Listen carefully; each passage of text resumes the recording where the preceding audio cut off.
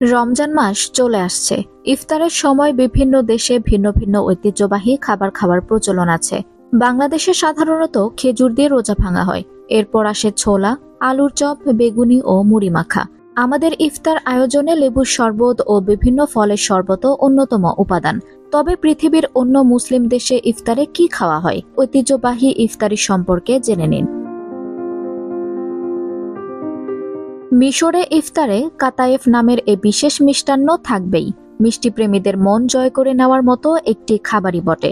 কাতায়েফের উৎপত্তি মিশরে হলেও বর্তমানে এটি মধ্যপ্রাচ্য জুড়ে জনপ্রিয় এক খাবার। তুরস্কের প্রিয় খাবার দোলমা। তুর্কি শব্দ দোলমা অর্থ স্টাফড বা ভরা।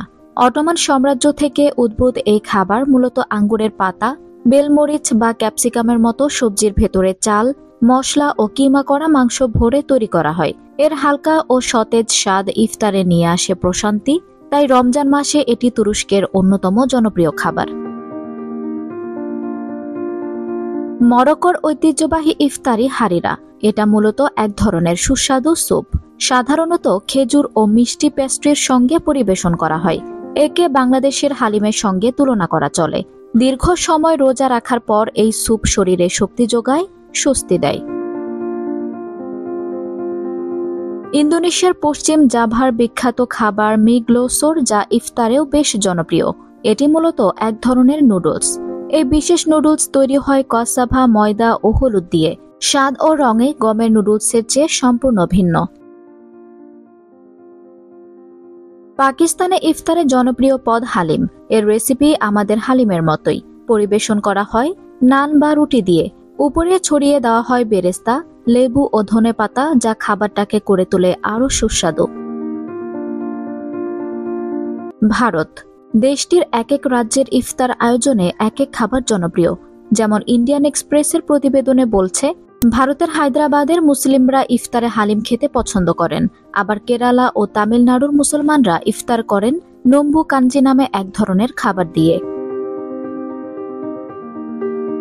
বাংলাদেশ।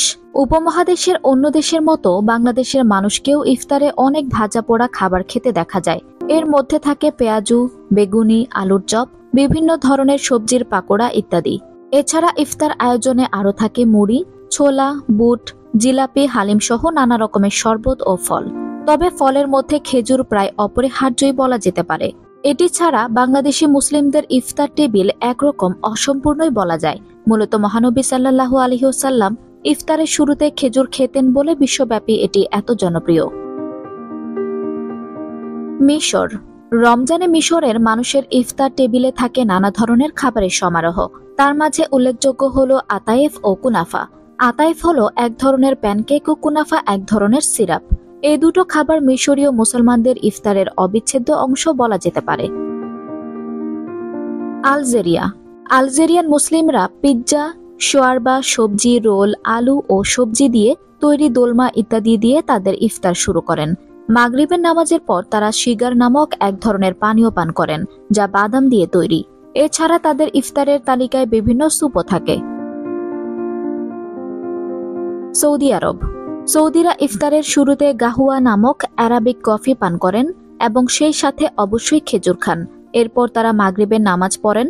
নামাজ শেষে তারা ভারী খাবার খান। সৌদি আরবেও অঞ্চলভেদে ইফতারের খাবারের ভিন্নতা রয়েছে। দেশটির পশ্চিম অঞ্চলের মানুষ তাদের ইফতারে সোরাইক রুটি ও দুগ্গা নামক ঐতিহ্যবাহী খাবার খান।